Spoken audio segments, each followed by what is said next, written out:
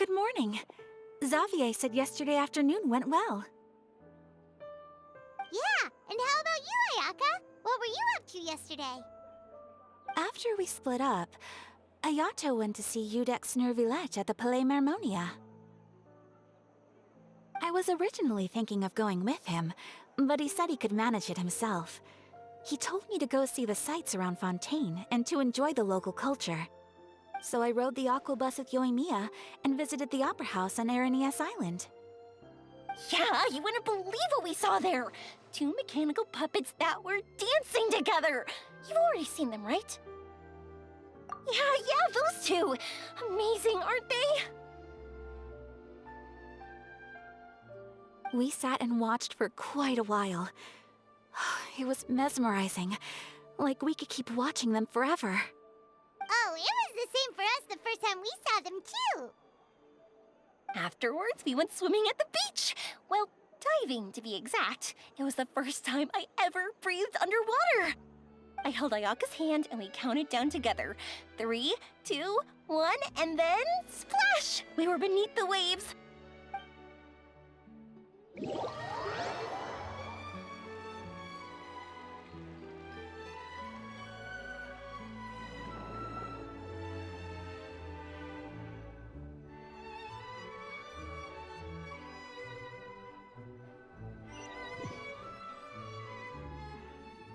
At first, I didn't dare to open my mouth. But once I couldn't hold my breath any longer, I decided to take a big breath in. Turns out the water wasn't as salty as I imagined. It didn't really taste like anything at all. Before I knew it, I was breathing like normal down there. It was an amazing feeling. Ayaka said I was too nervous and needed to loosen my grip. She got used to everything way faster than I did. I knew that the Traveler could do it, so I had no doubt we could do it too. That helped me feel at ease as soon as we dove in. The underwater world in Fontaine truly is beautiful. I love seeing the romaritime flowers blossoming underwater, like little candles lighting up the streets at night. Yeah, and there were so many creatures that we've never seen in Inazuma. Like those fish that shimmer like a sword blade. Whoosh! Oh, and those big fish that call when they see people. Ooh. Oh, you mean hunters' rays and blubber beasts! I just love the name Blubber Beast. Just wait till Pops and the others hear about this. They probably won't believe a word I say.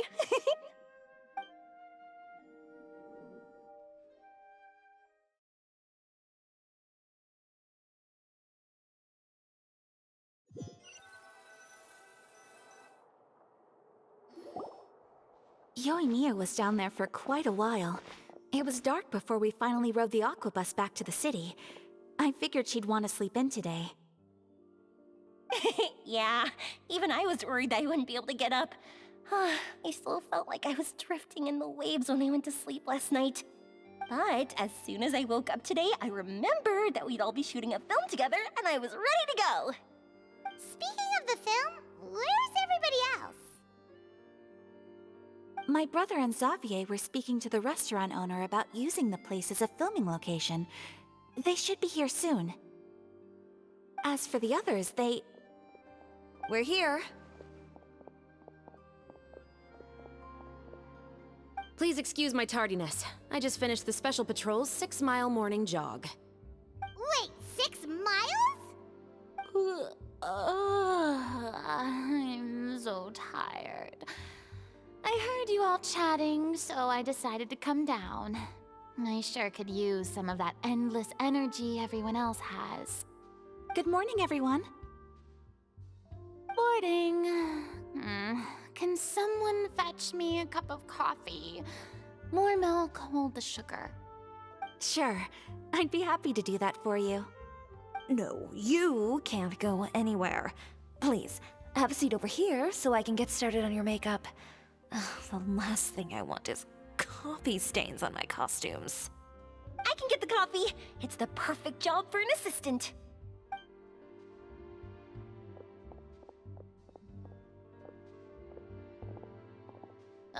So much energy. Seriously, what's her secret? Oh, Yoimiya's always like that. You sure look exhausted, Farina. It's because you're not used to waking up so early, huh? Of course not.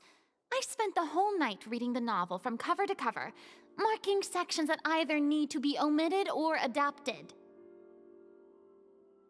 Wow, Paimon didn't expect you to be so thorough. Well, I was the biggest star in all of Fontaine after all. It takes more than just a pretty face to earn a reputation like that. I know how to get serious when the situation calls for it. I went all out when I was acting as an Archon, so why wouldn't I do the same for my own life? Here's your coffee, Director Farina.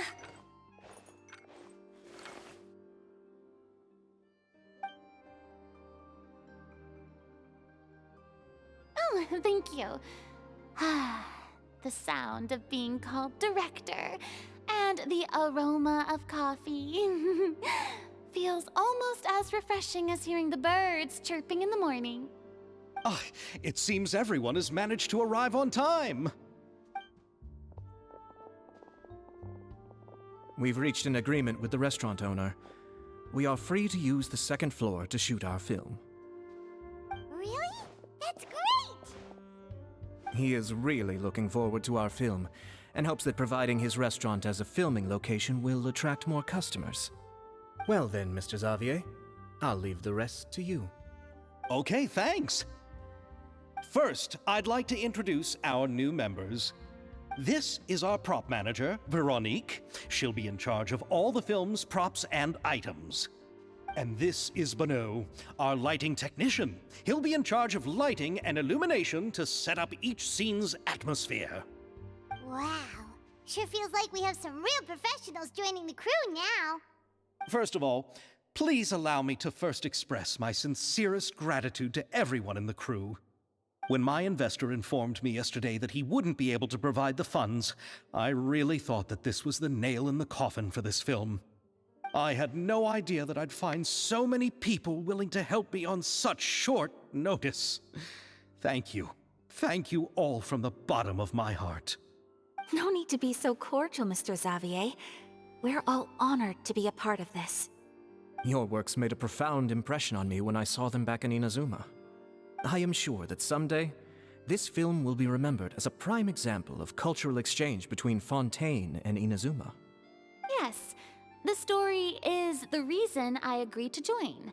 I can't bear to even imagine what this film would look like without the very best director.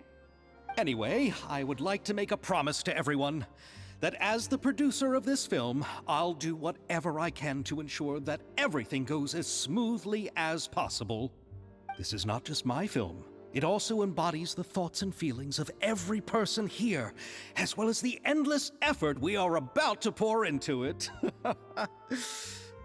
So, without further ado, the Two Musketeers will officially begin filming now! You may take it from here, Director Farina. All right, listen up, everyone.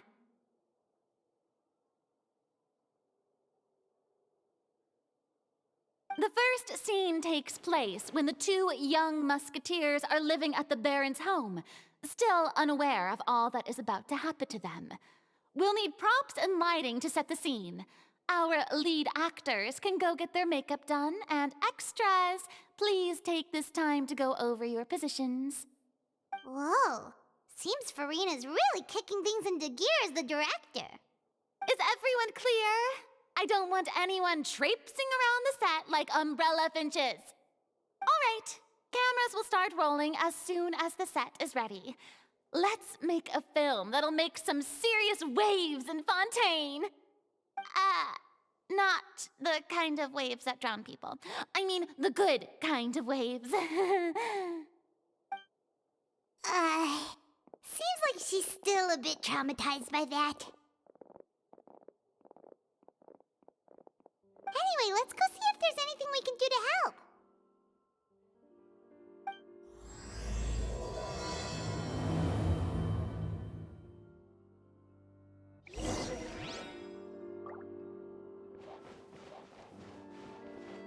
I I don't need any help here. Why don't you try asking someone else?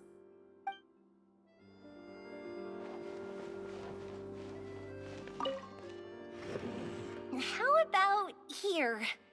A little more to the left. You got it. Hey, Mia, do you need a hand? No, I'm fine. You know, doing the lighting is kind of like designing a fireworks show. It's interesting to imagine what kind of atmosphere the lights will create. I heard that the Traveler will be operating the camera and Paimon will be the clapper loader, right? Those roles are just perfect for the two of you. Really? Is that because it'll be easy for Paimon to hold the clapperboard while flying? Well, sure, there's that, but that's not exactly what I meant. I just think that after all your journeys together, you two must have developed a super close bond and just naturally know how to work with each other. If I'm not mistaken, the director will want the cameras rolling as soon as the clapperboard goes clack. Oh, I see. It's amazing to see the magic behind filmmaking. You and Mia? We need lights over there, too. Oh, on it! I've got to get back to work. Chat with you later.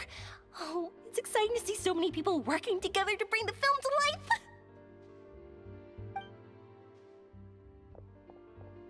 Seems like Mia's really getting into it. But she was right. We do have a super close bond, don't we? Paimon's really happy to hear that.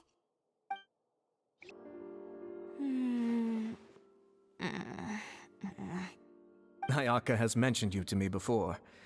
She said that you two were great friends when you were kids. No talking. I'm thinking about how to do your eyeshadow. Ah, yes. To help me really look the part. To achieve a more young and naive look for this scene. Are you saying the wrinkles around my eyes are too deep? You just have too much of a calculating look in your eyes.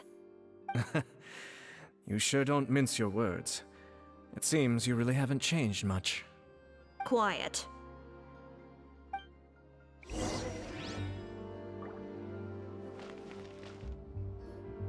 So, this is a real musket? No, it's just a prop weapon. Not bad. Have you seen a real musket before? Only in books and newspapers. I made this one based on the relative shape and proportions I saw in reference images. When we're filming, some special gunpowder will be applied around the muzzle, which will help create the flash and smoke effects of a real gun being fired. Which means it'll be up to the actors to portray the recoil. That's right. The sound effects for gunshots will also be added in post-production. Thank you, Veronique. I think I know where to start now. However, the musket's gears and firing pin could still use some work. Adding some wear on the metallic components will make them appear more realistic. Also, be sure to rub the muskets with some oil each time before we start shooting. That'll give the impression that the firearms have been well maintained. Good point. You seem to know a lot, Miss Chevreuse. I assume you use these types of firearms on a regular basis? Yes, I perform routine maintenance on my weapons every day. Just like we as people need to eat and sleep, muskets need to be cleaned and maintained. I also perform similar care for my sword every day, and familiarize myself with its shape and weight, to the point where it feels like a natural extension of my body. Yes, this way, our weapons will never betray us in the heat of battle. Yes, well said. It seems we have the same philosophy on this topic. Oh, sounds like they found a common interest to talk about. Though these props differ from the muskets I use, I can still give you some pointers. Good. I look forward to your instruction. First and foremost, never point the weapon at anyone, regardless of whether it's a real or prop weapon or whether you're holding it or it's on the table. This holds for any time when you're not actively engaging an enemy. Okay, understood. When aiming the musket, extend your arm so that it's level with your shoulder, and use your eye to look down the weapon's sights. Like this? Not bad. Now, try saying your lines.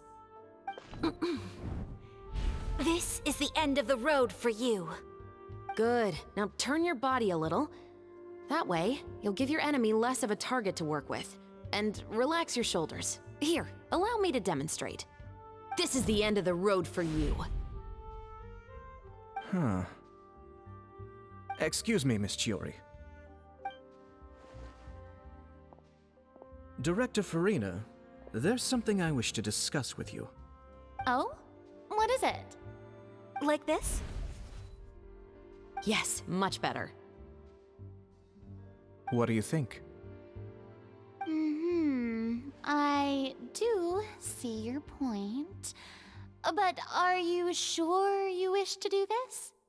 I believe it would be most fitting. Well, if you insist. All right, I understand. Miss Ayaka, Miss Chevreuse, could the two of you please come over here? Huh? What's going on? Are we gonna start filming now? Let's go see. What is it?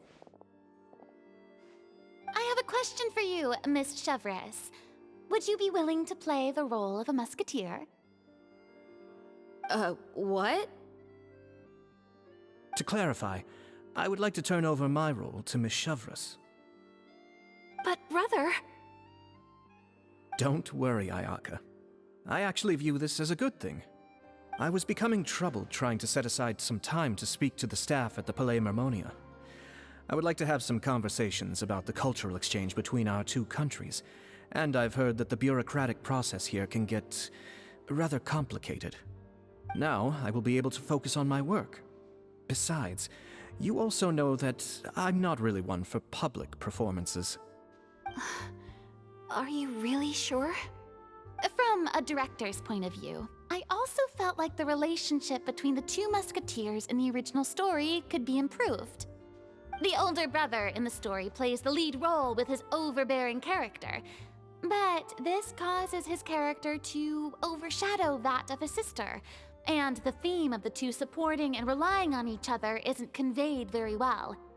But if we were to change the siblings to two sisters of a similar age, then that aspect of the story might come through more clearly.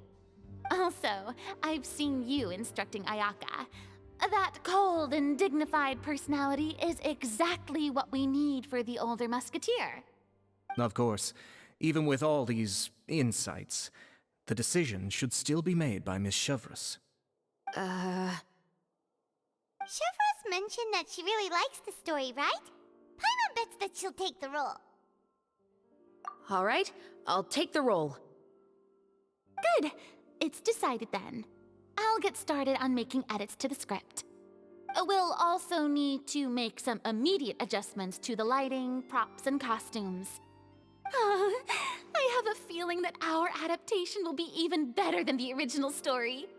You're doing a great favor for me, Miss Chevreuse. You have my gratitude. Don't mention it.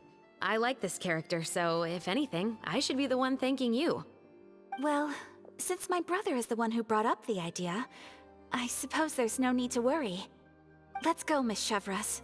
I look forward to working with you. Please, just call me Chevreuse.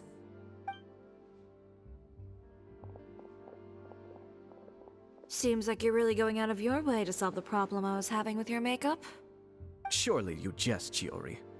I assure you that I was mostly motivated by a desire to spend more time on formal business. Oh, come on. You really think I'd buy that? According to what I've heard from Ayaka, her brother is someone who can juggle 10 different matters at the same time. I'm sure you have other reasons for backing out. Perhaps. Ayaka always said she wanted to go out and see more of the world, just like the Traveler. But I feel that she needs not only to see other nations, but also to make some different kinds of friends. I think it would be harder for her to make new connections with me constantly by her side. I would like to give her some space. Alright, go on. Spoil her some more. Ayato! It's too bad you're stepping down from the role. Paimon really wanted to see you act as a musketeer. No need to poke fun at me. I'd wager that you also felt that I wasn't the best candidate for the role. It's a little hard for Paimon to imagine you saying those lines. Yes, I've made an appointment to meet some people from the Palais Mermonia. Now, I will have some more time to prepare. Traveler, get the camera ready. Paimon, get the clapperboard! Actors, to your positions! We're about to start shooting the first scene. Go on now.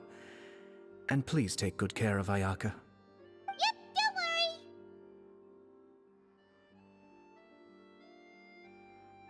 Thank you. I look forward to seeing the film when it's finished. All right, now that we're all here, let me help set the scene for everyone. The first scene takes place when our two main characters are still living at the Baron's estate. They've been ostracized and verbally abused by others in the household, but they still have no idea why. We want to capture how naive and innocent they are despite their pain. Chevreuse will be playing the role of the older sister, Tulip, and Ayaka will be the younger sister, Iris. Be sure to get close-ups of the main characters at the right moment. Silence on the set! Lights, camera, action! Let's go! Tulip, Mother's been out for quite a while now. Perhaps she went to pick some flowers on the way home. You know how she loves flowers. Iris, Tulip, I'm home. Mother! You were out for so long, we were beginning to worry about you. I'm sorry, but I'm back now, safe and sound. Here, I brought your favorite treat, apple turnovers. Mother, what are those bruises on your hand? Huh? What bruises? Oh, I must have bumped into something while I was working yesterday. But I didn't notice them this morning. Then perhaps they're from when I accidentally tripped when I was out just now.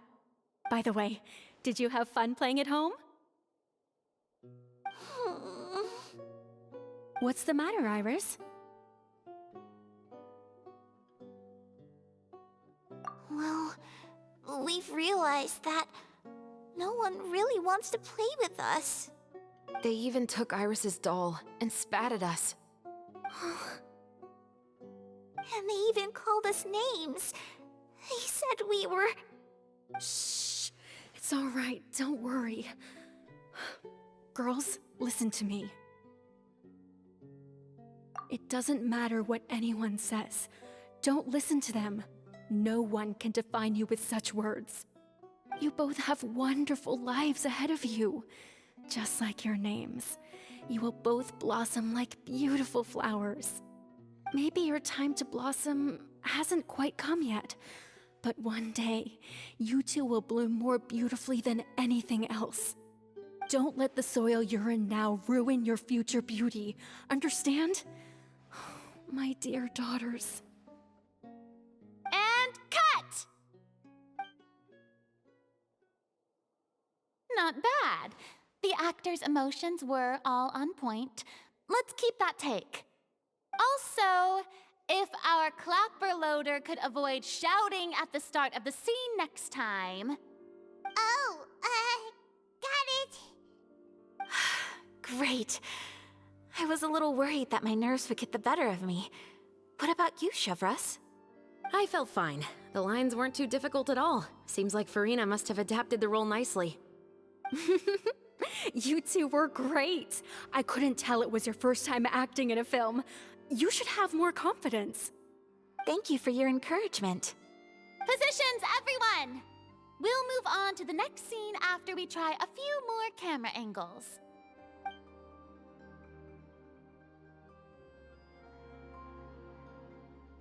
This scene is when our two characters return home, only to discover their mother has been murdered. Ready? Lights! Camera! Action! Mother, we're back! Mother?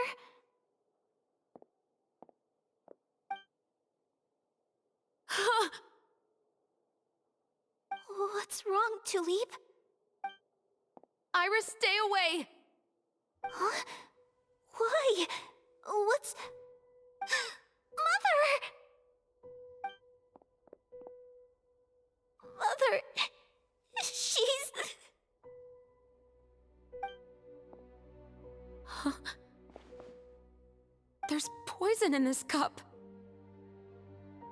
Oh, I could have sworn I've seen this kind of cup before.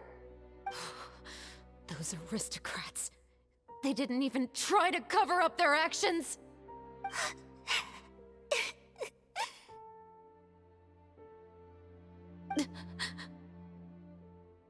Iris, we need to leave this place. Leave? But now that Mother is gone, where can we even go? Anywhere. All I know is that we can't stay in this house. But are we just going to let them get away with this? We'll have our revenge, I promise you. Just not right now.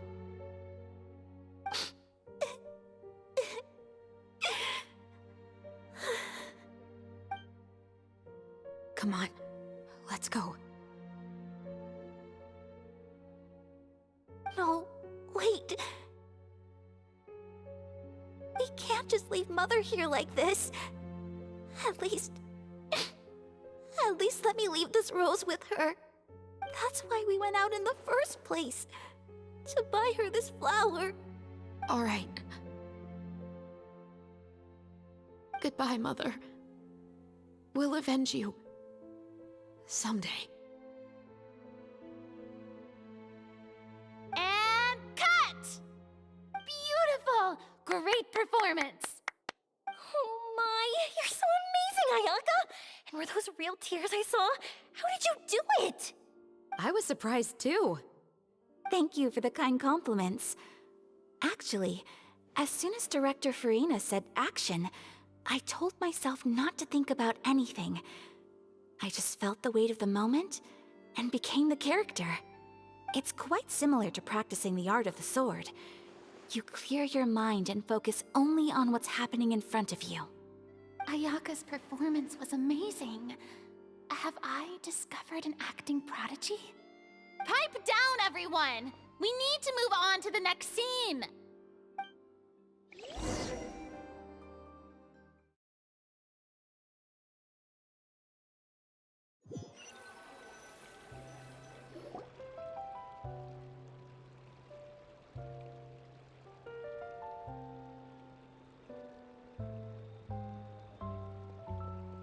Huh? Are we done already? But Paimon wants to keep playing with the clapperboard. How do you feel, Traveler? Is your arm sore from holding the camera all day? Good work, you two. You too, Chevreuse. You were quite the actress today. I've read this novel many times before. I have a good grasp of my character's mindset. Anyway, do you remember my request from yesterday? Oh, right! We were having so much fun that Paimon nearly forgot! You have a case where the murders seem really similar to the cases in the novel, right? So, how are they similar exactly? In the story, the main characters grow up to become two musketeers, always using their guns to carry out their revenge. And on each of the victims, they place a rainbow rose as a signal that they've returned. Yes, that's correct. We found rainbow roses just like in the novel. Seems like you're connecting the dots now. Oh, that does sound pretty concerning. Especially after seeing the script today.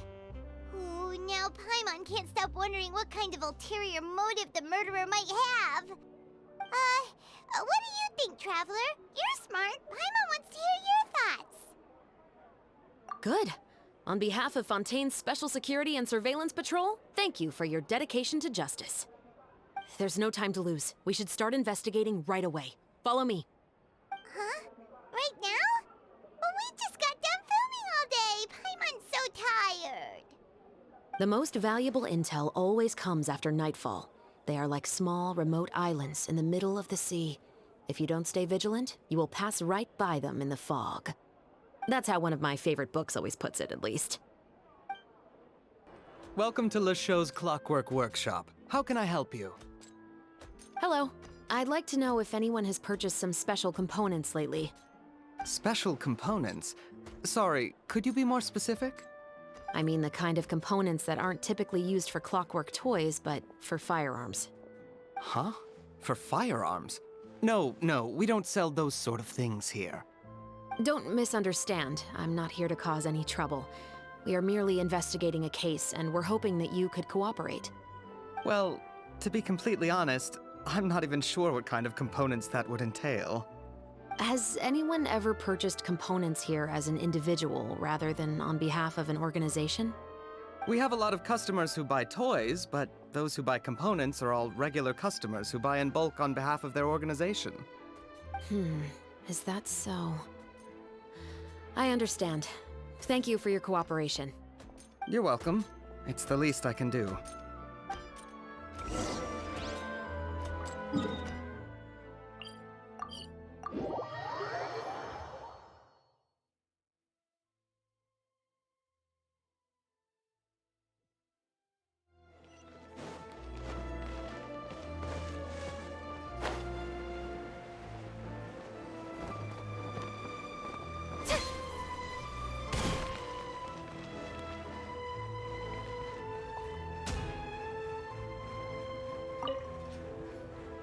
Oh, hey, Chevreuse. Run out of oil for your musket again? Hello, Estelle. I want to know if anyone has come to your shop recently to order some firearm components. Oh, is this another case? Let me think. I don't think so.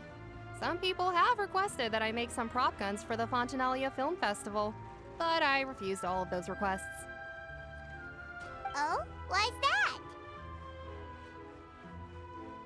Because there's no profit! I only make things here that can do some real heavy lifting. I don't have the energy to make some new molds just for the festival.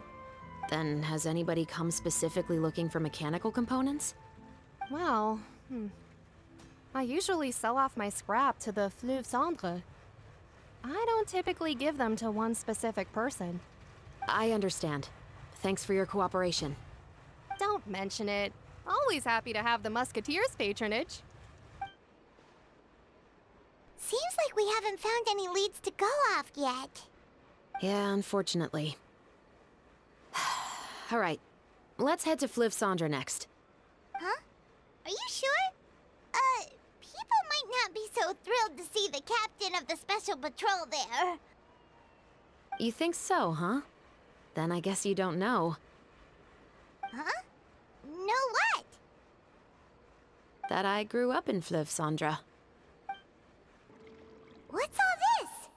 Some broken planks and barrels, as well as some liquor bottles? Yes, but have a closer look, Paimon. Even though somebody has purposefully tried to clean them up, these are obviously marks from musket bullets. In other words, someone was here trying to improve their shot. They were using the barrels and bottles for target practice. Could it have been the killer? Your guess is as good as mine. Although many people at Fleuve Cendre own guns, few hide the fact from others. And even fewer would go to such lengths to hide markings from practice shots. Anyway, let's go. There might be more to this. Hello, I'd like to ask some questions. I don't know anything. Don't worry, I'm not here to arrest anybody. You say that now. It's the truth. Here, take this as my guarantee. Wait, did Paimon just see what she thinks she saw? Is the captain of the special patrol bribing a citizen? Seems you're different from the other guards. What do you want to know? Have you heard anything related to muskets in Fleuve Cendre lately? Anything at all? Muskets, huh? All I know is that about 2 weeks ago, we started hearing some loud noises at night. So loud that it's been waking me up. Were they gunshots? Possibly. It's hard to tell around here. Someone's house collapsing, a pipe exploding somewhere, it's all the same. But the noises I'm talking about definitely happened after I fell asleep. Do you know where the noises were coming from? I don't remember clearly. Is it that you don't remember, or that you need to think about it some more? You tell me. Then please, think about it some more. She's giving her even more Mora! The noises came from the end of the Southern Waterway. I came out and had a look for myself when I wasn't sleeping well, but I didn't dare get too close. That's all I know. All right, I'll take your word for it. Thanks for the pâte de fruits.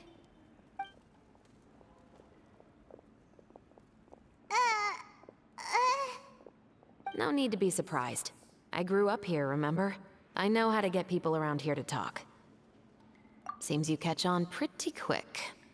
Now then, let's keep going. It's been a while, Tetro.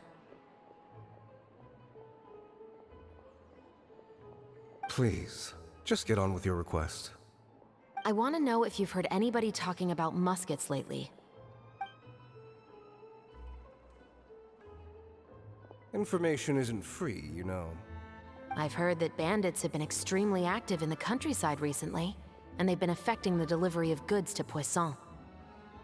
I can allocate some more manpower to help out with that problem. What do you say? You're still as helpful as ever.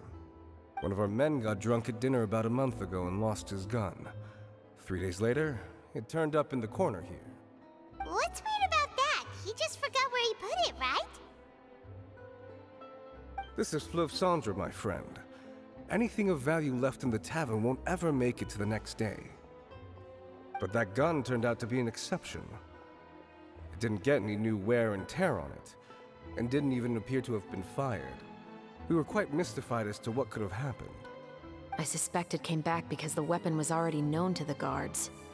You mean, a criminal was afraid the Marechaussee Phantom would use the shot marks to track them down? Maybe.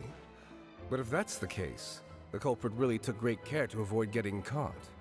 I didn't say anything about a criminal. In Fleuve Cendre, knowing who was killed is as easy as knowing what clothes you're wearing today. It's the guy living in the east side, isn't it? I've never liked him. Every time he's here, he just orders a drink and sits there with a nasty look in his eyes. So, who was the one who lost the gun in the first place? Don't bother. Even if you ask, he wouldn't admit to owning a gun to some strangers. Not to mention the captain of the Special Security and Surveillance Patrol. He's right. I know you grew up here, Chevreuse. Even though you're on good terms with the Spina, you've still been gone too long. Not many people know you here now, and a lot of people don't like the Special Patrol. I know. So take my advice and don't show your face too much around here. It's for your own safety. I'll come and go as I please, and I'm afraid I'll be appearing more often due to my work. All right. Don't say I didn't warn you. Seems like that's all we'll be able to uncover for today. Paimon feels like we managed to learn a lot more here than up on the surface. Yes. Assuming that everything we found is indeed connected to our suspect, then their timeline was probably something like this. A month ago, our suspect found a gun and took it home to disassemble it. Once he'd figured out its mechanics, he brought it back. In the following weeks, he used some parts to create his own makeshift musket, and took it to the Fleuve Cendre for target practice. Then, a few days ago, he found his target and carried out the murder. Once the deed was done, he left a rainbow rose on the body, just like the scene in the novel. That all makes sense to Paimon, but we're still no closer to figuring out the killer's identity. The deceased was a resident of Fleuve Cendre. It's said that he was a poor, solitary man. Yeah, that's also something I'm trying to figure out. If we are indeed following the novel, and there's a story behind the murder, then this murder should be an act of vengeance. But according to our investigation, the deceased didn't have any enemies. He was no saint, but no one's heard of a rival who hated him enough to shoot him dead, much less care to leave a rose on his body. What message is the killer trying to convey, and to whom exactly? We've thoroughly investigated that possibility.